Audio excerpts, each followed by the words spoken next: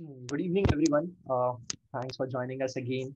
This is the fourth time we are meeting in this month, and it's happening that we have done four event in a month. So that's a new achievement for all of us, and it's good to see all of you guys once again. So, for without wasting much of a time, I'll directly dive into the topic of the day and how we are going to take it forward. So, basically, this session is into two parts.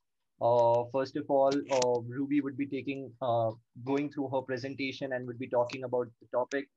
Post that, I have a set of questions that I have gathered for her that is relevant to this topic. But at the same time, you guys can also ask your questions in the Q&A tab, and we'll be more than happy to take those questions. Today's topic that we have is a divide and rule for growth, and this is uh, it's an interesting topic, I would say, because this has to do a lot with segmentation, and I have gone through her slides and the topic, the pointers that she has. It's going to make the whole 1 hour that we are going to spend much more interesting. So a little bit background about Ruby. So Ruby is currently working as DGM, digital marketing and growth, at Midlife.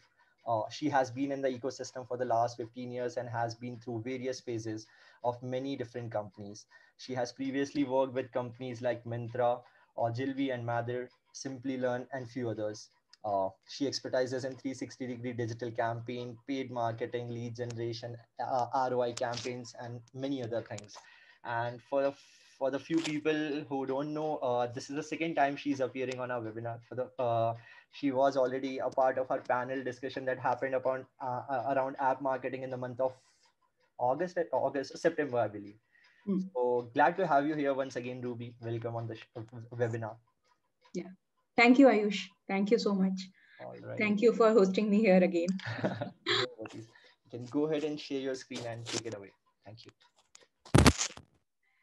So, guys, I don't have a great presentation, but I have thought to have a presentation so that there is a topics to take it from there.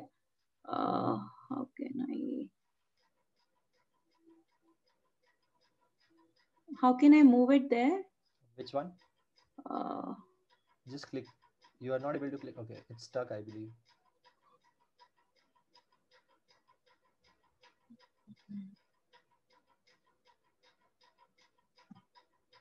Yeah.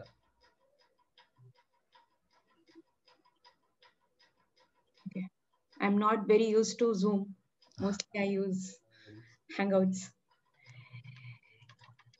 Yeah.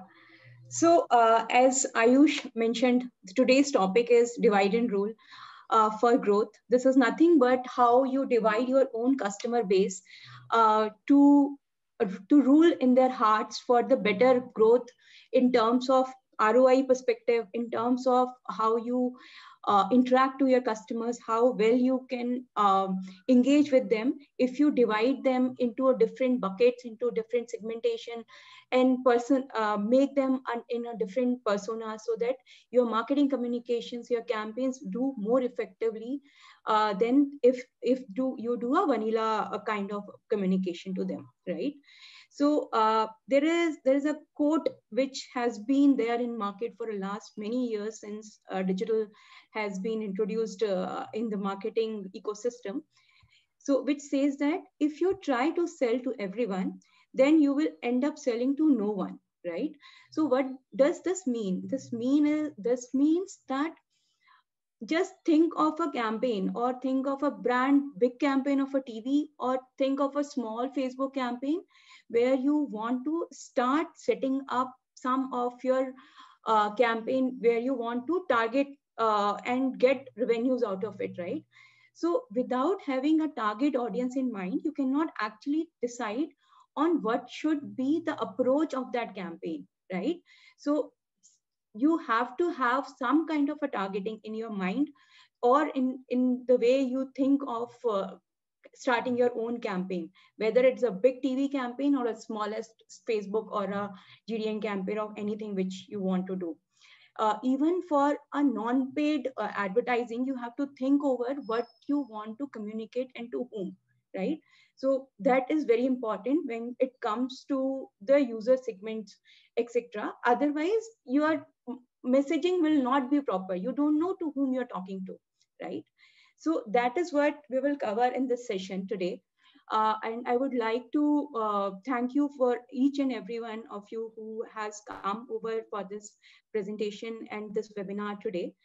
And since you have given your time, I would like to also make sure that whatever we learn together today, you go and try to implement same things in your organizations for your own brands and whatever projects you're working on today.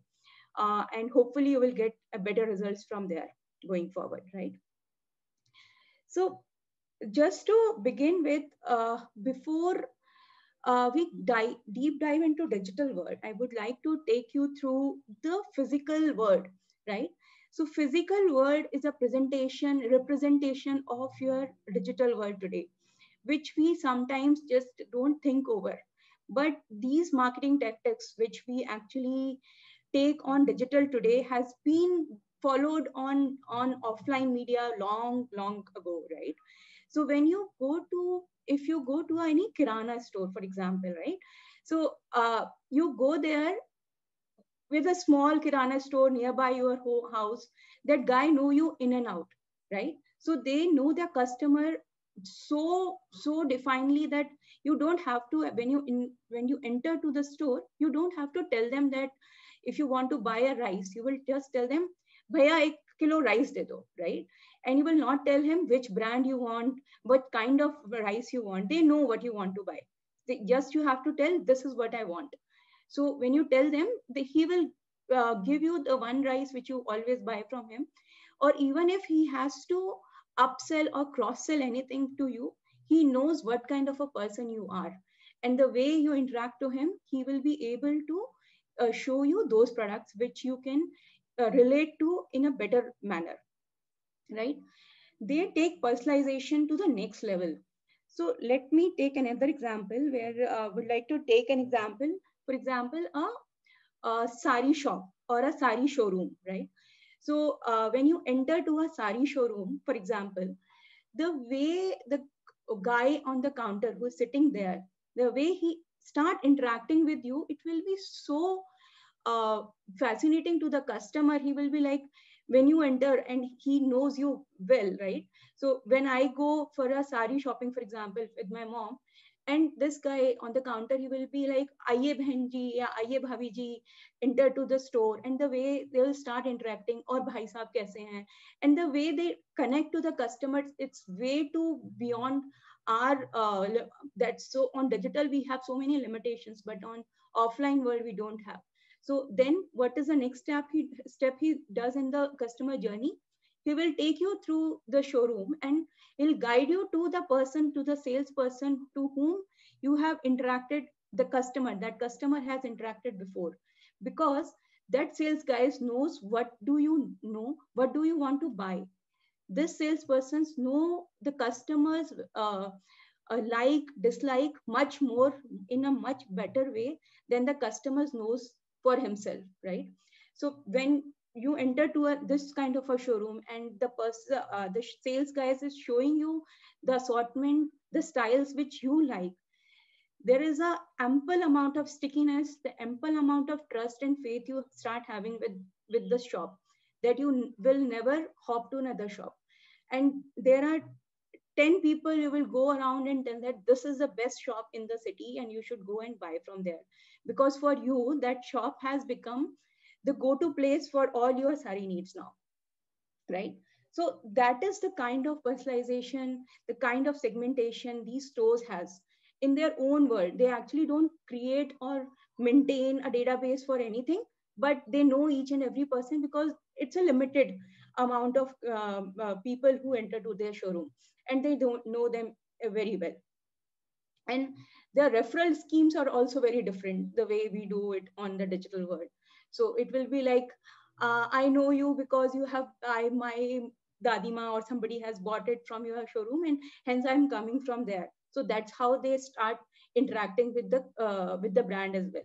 So that kind of a connection in the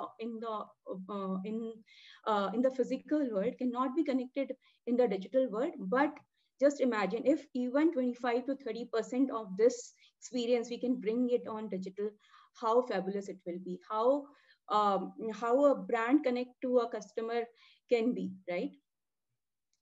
Just moving on to, so all this can be achieved by a effective segmentation.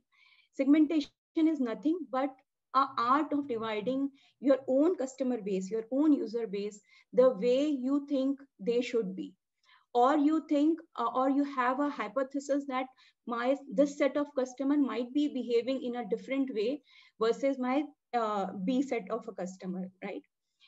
So coming to how the segmentation can be derived from, right?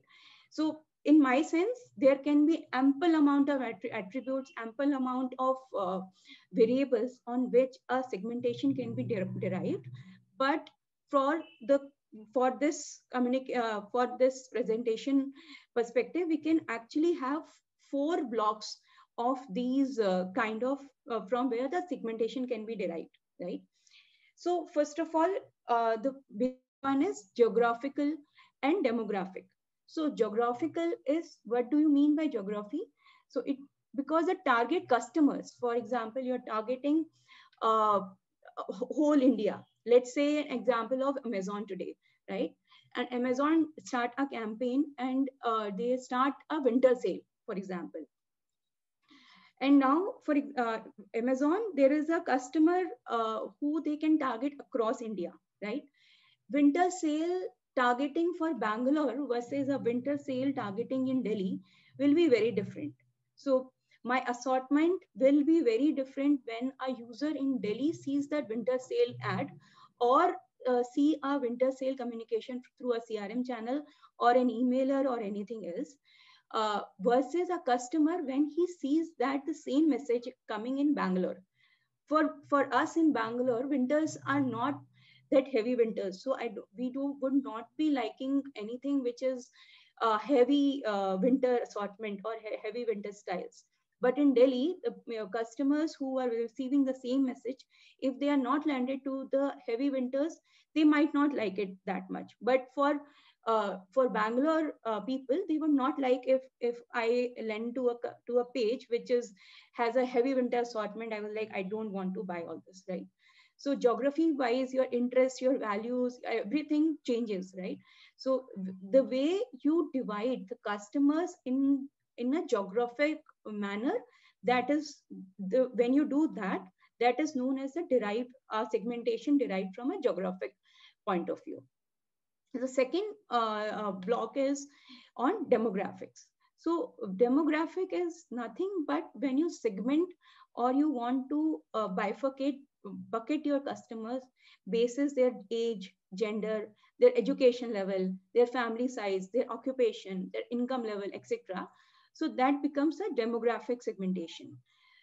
There are ample amount of examples on which various brands do their demographic cut, because how a female interact to the brand and how a male interact to the brand, it will be very different, because their the way they interact to their normal lives also are very different, right? So maybe a female has a more tendency to browsing versus a male customer, and they take more time for a decision making versus a male customer.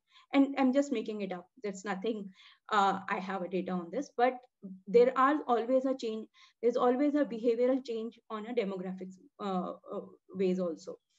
Age is a very big good ways to divide the segment, divide your own customers.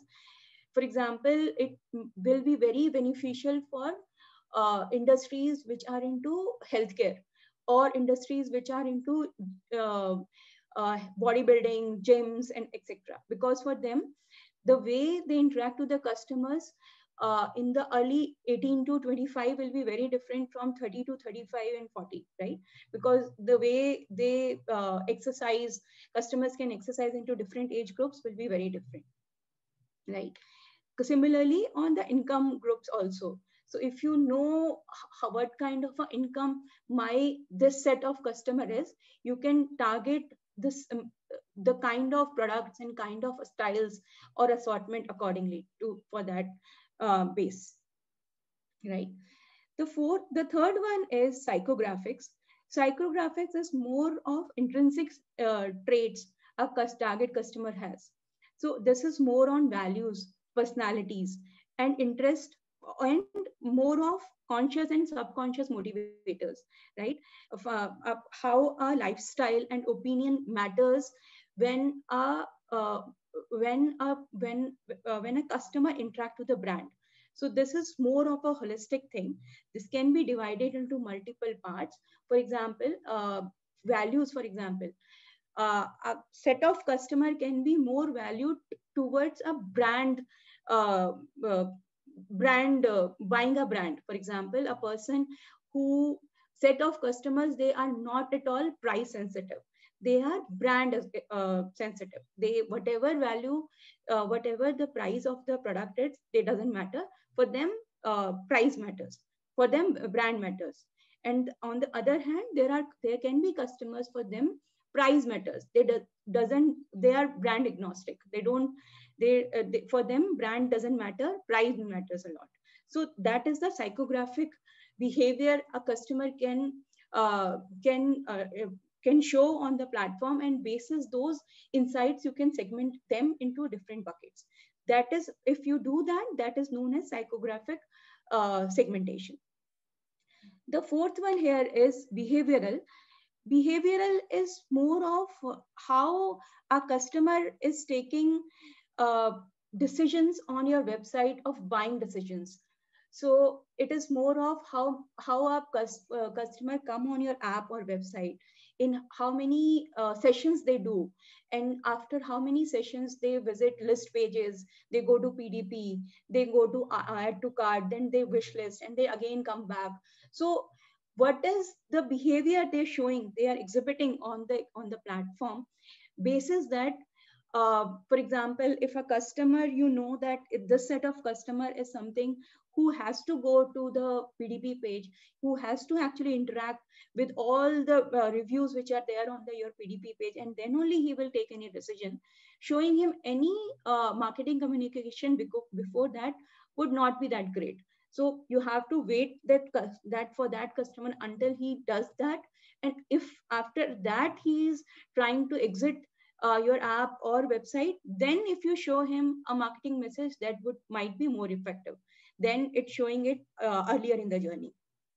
So if you do certain segmentation basis these kind of things, then this is known as behavioral segmentation. So these are the four broader areas of segmentation, but there can be an ample amount of segmentation depending upon your own industry and depending upon your own data, right? So why to actually go into all this, and why to actually not do the same messaging to everybody? What will the segmentation gives or provide to the advertiser or a brand or a marketeer, right? So there are ample amounts of benefits of segmentation. Apart from what I have actually uh, divided it into two parts. First one is personalization, and the second one is acquisitions. So segmentation gives ample amount of scope of personalization across your marketing activities, across your CRM pushes, on your store. I mean your own app or website, right? Personalization is a key to the customer's heart. Imagine yourself when you enter to an app or a website and it says that hi XYZ, your name written there. And then imagine that there are whatever you have bought before and what do you like all listed there. And the content and pieces which are presented on to you are more catered towards your interests and your values. Then you will like that app or that website or that brand much better than anything which is like generic, which is all vanilla, which is all anybody can go, and few people, which is like 10%, 15% will be able to actually make relevance to that content, but half of many of them will not be able to actually relate to the same content, right? So with the effective personalization, effective segmentation, you can get the effective personalization, right? So there was a study which was done, and which says that 49% of customers buy something on impulse because it was presented to them in a more personalized way, right? So impulse buying is huge. So people uh, buy not only fashion, they buy multiple things on an impulse, because the way it was presented by the marketer or by the advertiser, it fascinated them, right? So they do there's lots of impulse buy which happens in the industry. So I have seen it in Myntra, I have seen it even in MedLife. So it's not about medicine they buy, but uh, their multivitamins, now masks, sanitizers, people buy because they think that when the message came to them, it was making very much sense to them, and they were actually thinking of it to do the same, right? So another example of personalization, I will actually take it from the campaign which we did just after lockdown, and it happened because during lockdown we actually saw a lot of surge in demand, and we saw lots of orders coming to MedLife platform, but due to supply chain issues, we were not able to cater many of those orders. So we have actually not able to justify our efforts to the customers, and hence we got a few customers which were not happy to us because we were not able to service them well, right? So after everything got well and lockdown finished, in month of July, August, we started this campaign, which was vanilla to everybody who ordered during lockdown with us, and we were not able to actually cater them. So we did a normal messaging saying, sorry, we were not able to cater you then, but we have all the assortment, all the SKU listed again, please come and buy, right? We started that campaign, we did it for 15 days, we've not seen good results. Then later we decided to actually look into deep and understand why the customer was not, why we were not able to cater that customer, why we were not able to deliver their medicines, because there was not only one issue, there were multiple issues. Because of lockdown, there was red zones where we were not able to actually enter. So that was one reason. There was out of stock issues. That was another reason. There were multiple other 4-5 reasons. And then what we did, we divided that reasons into buckets and then started again a campaign. That campaign has given us the segmented campaign, because the communication in that was like related to the customers. We told them that because this medicine was out of stock, hence we were not able to deliver you at that point of a time, but now it is available, please come and buy. So that kind of a communication, when our users saw, their CTRs increased by 3x and the conversion rate increased by 2.5x, right? So that was the effectiveness of that campaign. So if you do personalization in a small, any kind of use case, it will actually give you better results than the vanilla messaging to the customers, right? So you can do a effective cross sell and upsell also. If you know your customer and you can personalize them messaging, personalized message, you can do a better cross sell and upsell as well, right? So you can cross sell accessories with effective accessories with a dress versus the effective accessories with a sari, right? So it goes with the personalization.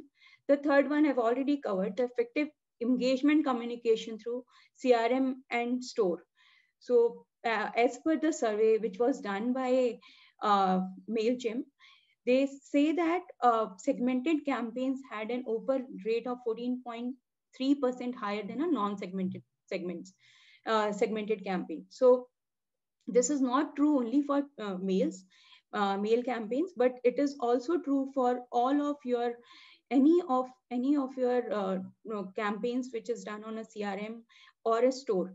Uh, it can be your messages, it can be your SMS, notification, emailers, etc. So whatever communication you do, if it is a personalized communication, it will surely give you higher open rates and effective CTRs and a better conversion rates, right? So second benefit, second bucket of benefit, I should say, on segmentation is acquisitions. So how acquisition will be effective when you do segmentation? What does it mean? Like, so when from your segmentation, right? So you have done some segmentation, you have divided your customers, you know the personas of your customers. So when you do that, you understand what kind of offer was something which enticed that set of customers versus another set of customer. So maybe there are set of customers who like freebies versus a set of customers who like percentages off, right?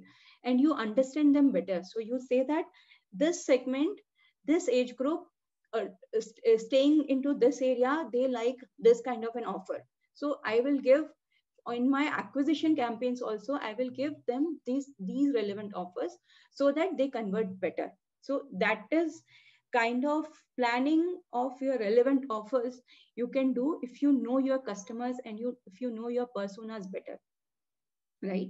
So you can save a lot on your marketing budgets, and your acquisition CAC will be much better than your normal CAC, right? So that is what it means when I talk about relevant offers.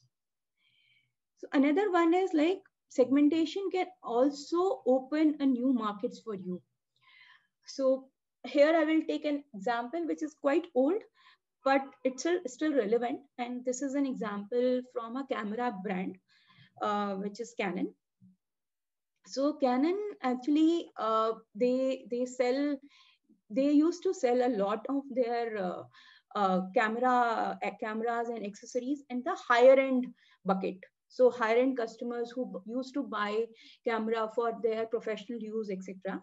But what they have seen that there's a lots of gap in the market which they have not covered, which is the lower end cameras.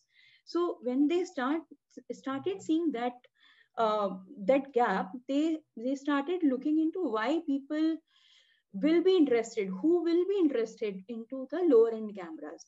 So they started a survey, and through the survey they got few ideas, and after doing a research, etc., they understood that uh, children who has a photography interest and art interest, parents of those children are actually looking for a lower end cameras, because they don't want their children to have a smartphone, and for them cameras are better because smartphone has their own issues with kids, so they don't want to expose their kids to smartphones.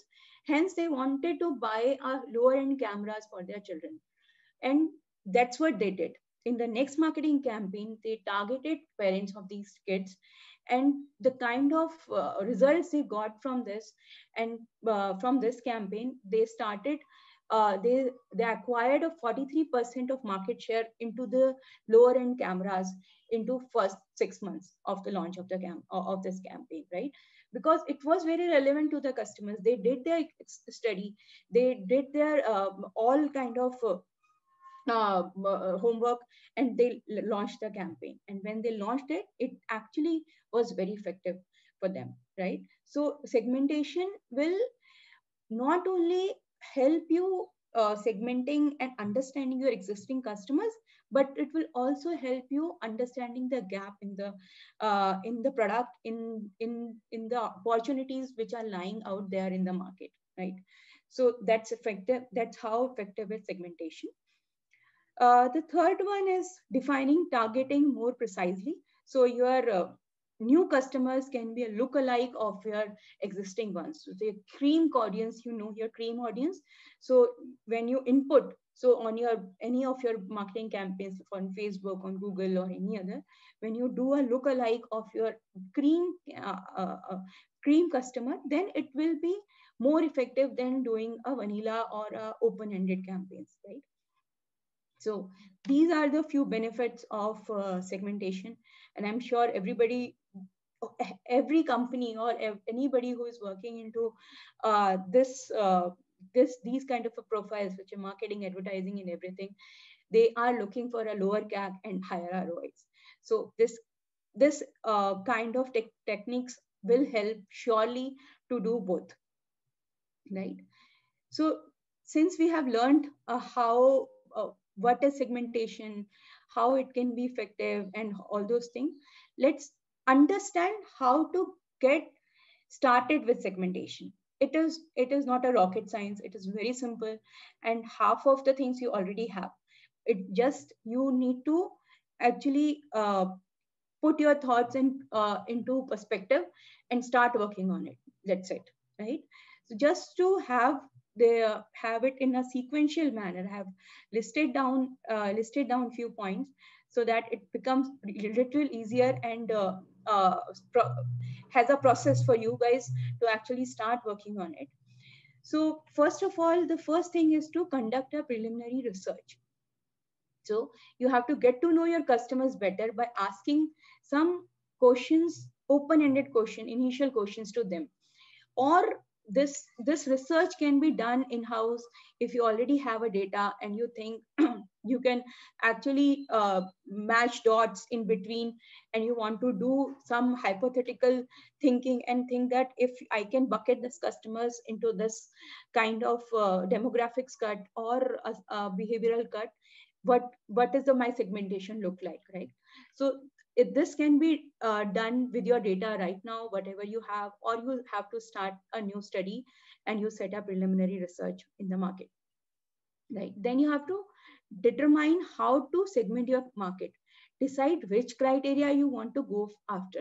Do you want to go with a demographic first, or a psychographic, or a behavioral? You want, so you have to think over how you want to start this, right?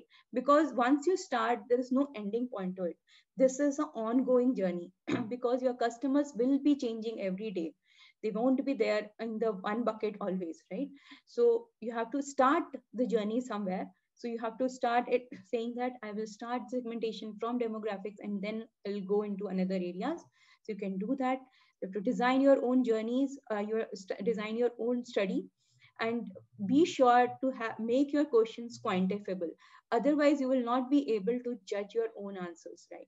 So your answer, whatever questions or whatever surveys you want to conduct, give users open-ended questions, but those should be quantifiable also, right? Create your customer segments, analyze your response either manually or with a statistical software to create your segments. So this is nothing but you can create your own segmentation on Excel sheets. There are different ways to do it. There's a correlation, there's a regression model which we run, and you can take help on your BI teams or anybody in the analytics team who can help you to actually do all this for you. And if the bases are small, you can do it on your own on the Excel sheet with the help of your database team. Nice. And test and iterate. So it is very important. So you have to keep evaluating your segment by ensuring they are usable and they are helpful. Otherwise, there's no use of doing segmentation. So you have to keep test and reiterate and iterate, and again think if that is not working, then change your style, change your criteria on which you are segmenting the customers, right? So that is how you can segment your own bases. There can be different types, different behavioral, different. It, many people do segmentation basis the AOVs, average order value, so that if, for example, if a company has a target of increasing the average order value, then they do segmentation on basis higher bucketing users into different cuts of AOV on which they buy, and they do different offers to different customers, right? So there can be different example. You just have to think over a lot on your own database and then decide your own strategy, right? Would also want to touch a little bit on common mistakes in segmentation so that you don't make these mistakes, and you have a effective segmentation strategy. So first of all, you are segmenting based on intrinsic, not on concrete data. So there should not be a hypothetical situations on segmentation, because you have the data for it, right? Your situations, your use cases can be hypothetical, but your data cannot, your segmentation cannot become on the hypothetical situations, and it cannot be done on the limited data, because it has to be statistically true, otherwise it won't give you results, right? So you are segmenting based on intrinsics, not on the concrete data. That's what it means. The second pointer here is creating two small segments. What does this mean? This means if you divide your customers in a very small, minuscule buckets, then that kind of segmentation will not be effective, and you will not be able to manage those many segments. You will not be able to analyze those many segments, right? So what does a bad segmentation mean? When you start dividing your customers who only buy in Jan, pay with a visa, purchase 3+ products, age 50 to 65, and located within 500 miles of headquarters. If you do such certain kind of segmentation, then it is not a good segmentation, because then you have to bifurcate. I don't know how many segmentations you will have, and then you will not able to manage them well, and it won't be effective as well, right? So this much minuscule, we don't have to go. We have to, so good segmentation means customers with 5+ purchase, and this 5+ is dynamic. It is depending on your own business. What is the repeat rates you are actually seeing on your own basis that this 5+ can be changed. And purchase online and same product, everything is dynamic here, but to be sure that the size of base of the segment should be effective enough, and you should be able to take decisions basis that. So that should be the size of the segment, right? So another thing which I have touched before as well, not updating your strategy as your customer base change. So your customers are changing on daily basis, right? So for example, if you have bucketed a customer today, saying that a customer who buy Reebok, so this is that segment. Now that customer tomorrow may buy Adidas also. So that customer has to go into a different bucket now. So now this customer buy two products, two brands. Now that customer has to go in a different bucket. If you start showing him Reebok only, then you are not upgrading yourself while the customer has upgraded himself, right? So you have to be little ahead of your customer, and hence updating your strategy wherever on a daily basis, because people are changing on daily basis, and their mindset and everything is changing every now and then, right? So that's about not like need to update your strategy every now and then. Targeting the segment instead of money. So ROI is something which needs to be factored in the segmentation. Otherwise, there is no use of actually investing too much of time into doing this. So if you say that I have to hire two more business analysts or two more data person to actually do the segmentation, then you have to think over what kind of ROIs will you be able to derive from that marketing campaigns, right? So, or you should not do any segmentation which is not required, which will not give you any results. So there is no hard and fast rule of doing segmentation in every place. It should give the ROI up of the campaign. Otherwise, there is no use of doing any of the marketing efforts, right? So that's about mostly segmentation. I tried covered most of the pointers which are there on the slides, and happy to take any kind of questions now. Thanks a lot, Ruby.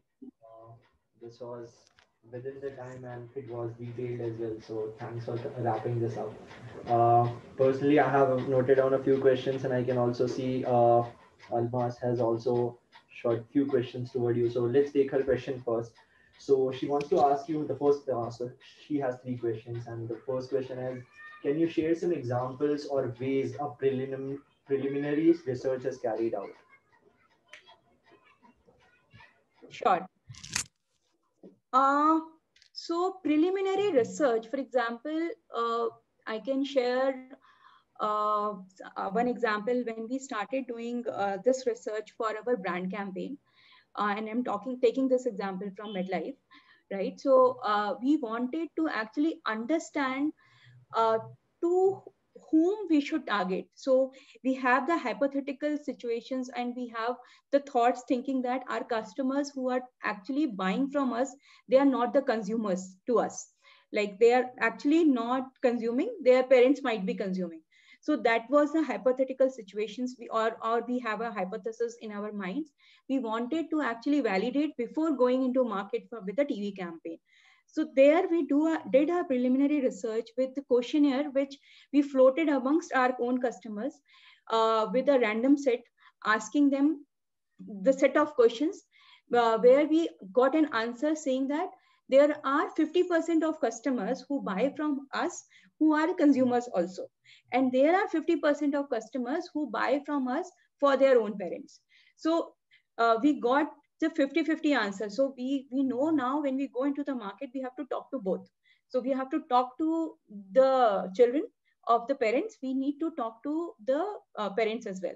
So both are our customers. So consumers also and this also. So these are the preliminary research. So it can be anything. It can be even for a smaller set of campaigns which you want to do on even on Facebook. If you want to start a campaign, you have to understand what kind of cohorts are you actually getting from Facebook. So how the customers when they come from Facebook interact with your brand, what they buy, after how many sessions they buy.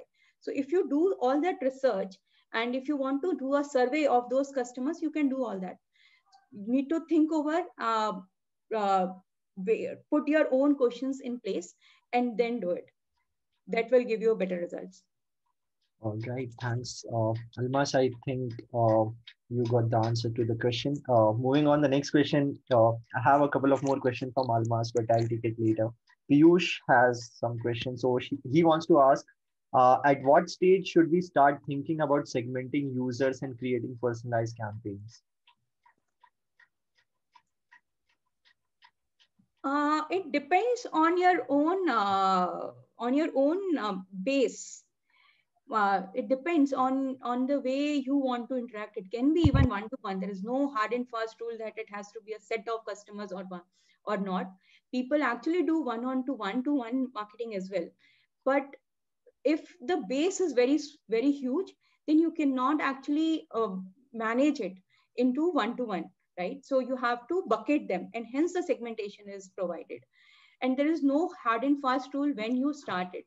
It can be something which you can, and there are levers and there are ways to do it. uh, Till some way, at least you can do personalization on names. Say hi XYZ, say hi Ayush on your emailers. That will give you better results than say just hi, right? So there is no hard and fast rule to do segmentation, but it has to be good enough segment, in my sense, because if it become very minuscule, it is very difficult to manage. All right. And just to add to that particular thing, because I had a similar question on the same line. So basically, is like, do you recommend any level or any tier till which segmentation should be done? Because let's say, for example, if I have a huge pool of customers, then also at some point of time, I have to stop segmenting them. Otherwise, it will become chaotic, right? So Yeah. is there any benchmark, or is there any proper way of doing it, or it depends from industry to industry or brand to brand? No, it mostly depends upon brand to brand and how much a brand want to personalize their own messaging. Okay. But if you stop, so the ROI is a main thing. If you stop getting the higher ROIs, the incremental ROI is not that great by doing that segmentation in a smaller buckets, and you are spending so much of time and effort in doing that, and you're not getting that much of result. I don't think that will make that much of value. However, you think over more ways of communication on that segments only, which you've already created. So it depends upon brand to brand. So there are multiple brands. For example, in Myntra, we started doing personalization to the next level. But after that, we stopped doing it because it became too much to the customer also. Every time we are like, I'm seeing only Levi's because I bought Levi's, right? But there are other things also. So when it comes to ROIs, then you have to actually map it to your efforts. Otherwise, it won't give that much of results. Got it. All right. Shivani wants to ask you, can you please share the last slide? Shivani, can you just tell us if you want to just have a look at it or you want her to explain it all together? So meanwhile, I'll take the next question. If you could just type it down, it would be better. Or probably you can raise your hand and I can allow you to speak as well. So moving on to the next question, Almas again had a good question. She wants to ask that how do one confirm if the segmentation is correct or not, and if is there any basic or standard out there through which we can just match and check if it is done in the right way? How do we check whether the segmentations is correct or not? It is there are tools which helps you to understand whether the segmentation is correct or not, and these are mostly the tools which are R tools, your BI kind of a tools, which sorry, Tableau and all. Tableau, yeah, Tableau, etc., which helps you to understand whether the segmentation is correct or not. And this is like the value which you get into doing those running those what do you call running those queries on those tools to actually understand whether the statistical value is coming, it's true or not. If it is coming true, then it makes sense to actually run those segmentations. And finally, you will get to learn from it when you actually do it and implement it. And you start seeing a different number or different CTRs, different conversion rate from implementing those segments versus a vanilla segment, right? So there are ways people actually spending very less on their SMS campaigns was because now when this extra charge of GST has started on SMS, people actually started thinking a lot more on spending on SMS campaigns. So now they are not spending that much, right? So actually you will understand when you run it and you see the value coming from it. But before running also, you can actually test it out on your own tools. And do you recommend any other tool as well? Because BI and Tableau cannot be afforded by all the organizations, right? So I think Excel is perfect. Perfect for Excel also gives so many regression models, and you can run too many models into it, and it gives you perfect answers. There's no problem in Excel as well. I guess it's just one-time effort and putting all of these things together, and after that, it can be automated as well. Yeah, it can be automated as well. All right. I have another question. So since you have been mentioning a lot that once segmentation is done, it's better and it's much more effective if we can reach out to the user in a personalized way. But lately, what we have seen or what I have learned online and read somewhere that people are now at this stage wherein they are now a little bit scared that, okay, why they are getting so much personalized messages or email. So how do brands tackle that, that they make people comfortable, get the ROI, but they don't like step over the line where the customer starts feeling that, okay, now these details how the particular brand is getting. So yeah, so that's what I tried to mention in the earlier also, because if you actually cross that limit, people start getting annoyed. Exactly. Because that is something which they don't want to share with you. But there are customers which actually want to do also. So we have seen results from both the segments. So we, while I was in Myntra, we tried segmenting and actually sending more notification to the customers.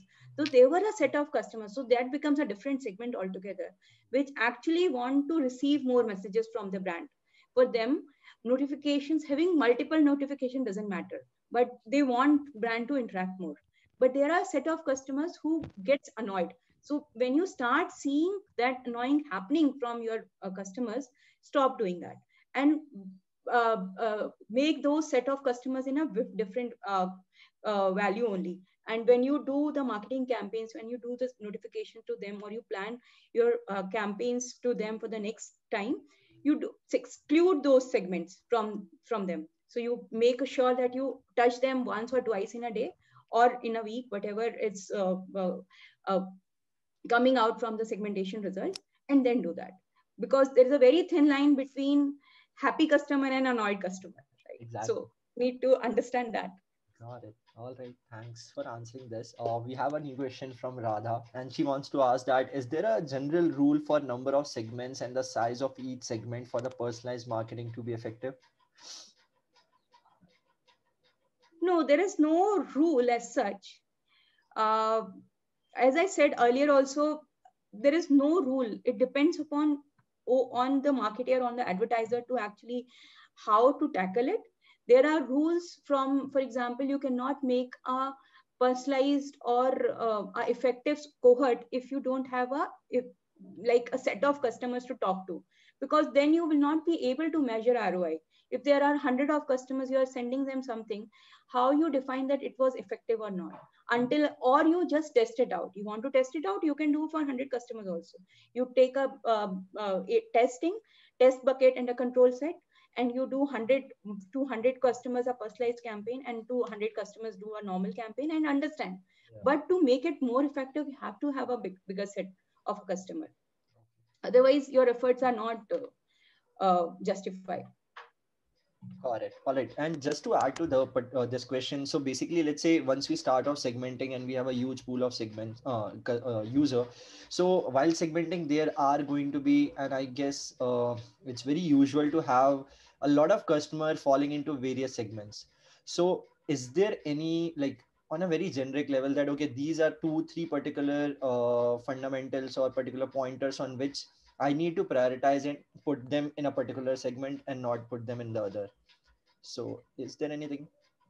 So that will also come out from your statistical tools itself. So when you put them into a different buckets, and the value of p value of a customer is for one set of a customer is coming higher Right. for one set of the attributes versus another set of attributes, then you have to bucket them into that set of attribute, and not in the lower set of attribute. It also depends upon, sometimes people take a very subjective calls on it. So if I want, for example, from a brand point of view, I want to actually increase the AOV of my customers, and this customer set is actually coming in both the places.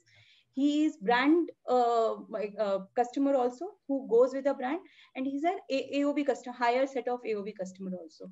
But today, if I want to actually run off for the campaign where my objective is to get higher AOV, then I will pull this customer from here and put it here and run the campaigns on this, Got and it. vice versa. So it depends on Depends. what sort of campaign you are running, I believe. Yeah. Got it. All right. So we have got one question on Instagram. So we asked people if they want to ask you something. So basically, he wants to ask you what are the few questions someone needs to ask themselves before starting the to segment their audience. So you have to ask yourself how well you know your customers, Okay. right? So what who are, so it's a very open-ended question. So it is like, to whom you want to target towards, and how do you actually know who are coming on your store on daily basis, because this is a digital world. You actually not meeting anybody on a day-to-day basis. So what is the set of customers, how are they behaving your on your platform, first of all? So first of all, whoever is coming, understanding, putting their data into different on Excel, put them into different buckets, saying that I have 10 things already I know from my customer's point of view. I know what brand they are buying, how much they buy in a month, how many times they do a transaction on my app, how many times they come and open the app. So these are the few things you already always know. And how many actually register on their first come, as soon as they install, they register and they buy, how many don't, right? So these are the, and the marketing channels from there where they are coming. So start putting them into list, and then think over the questions. Then think ki, ha bhai, abhi I know all this. Now if they are coming from this state, and they are coming from this channel, they are behaving in this way, what else they might be needing from my brand to make it more effective to them. Then you do a research, then you do a surveys with them, then you understand more what they want from you. Okay, and is it correct to say that events play a very big role in segmenting the audience? Because Absolutely. So those are the attributes which you get when you set it up on your app. So setting up events is the key. If you don't have right events, and they are not like attributing, they don't have a right attributes on those events, then it won't be helpful. You need to have all that. all right, and this brings us to the second last question. So Almas wants to ask you that segmentation and persona defining is one and the same or the different thing? It is same. It is just a different names to the same things. Mostly personas are started before segmentation. People started calling personas when they started uh, defining any campaign or any set of audience targeting. So they started talking about personas. Personas can be outside your own outside your own brand. Personas is something which you define even before you start building a new product or a new brand. So you define a persona that this is my these will be my 10 kind of audience, and you define that personas, you define that. Then you, in that persona, you think over a person, thinking that okay, that girl will be 18 years of age and going to the school and done so many things, doing 10 things on internet, on all those things. So you define that persona, and thinking that persona, you define your products and services. So that is persona. Segmentation, little different. It mostly happens when you have your own campaigns, have your own brand, it's that, and it's there, and you start segmenting that.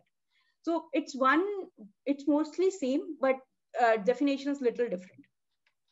Got it. All right. And one final question would be that do you follow or do you recommend any source or any blogs or any individual or brand where someone can look up if they want to know much more about segmentation and how it works? Is there anything particular?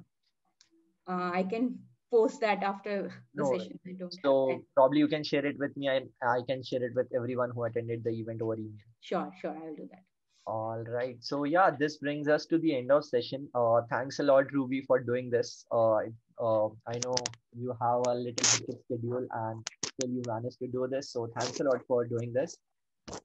And thanks everyone who has joined us today. I hope you guys had some good learning. And in case you want to have, you want to clear some more doubts or you want to ask some more questions, so Ruby is already a part of our Growth Folks community on Facebook. For the people who are new and who haven't joined this community and want to be a part of this community, probably you can just request to join this community. I'm just posting the link URL to join this community. Just make sure that you really want to be a part of this community and not just for the sake of being it, because we encourage engagement. So please do that. And the recording of this particular session would be available on YouTube so that you can watch it. And obviously, we'll be getting a mail regarding the same, in which I'll also share a few links which is going to share with you. So yeah, thanks a lot everyone for joining us. Have a great week ahead and stay safe. Bye bye. Thank you. Thank you, guys. Bye, Ayush. Bye, Ruby. Bye. Thank you. Bye.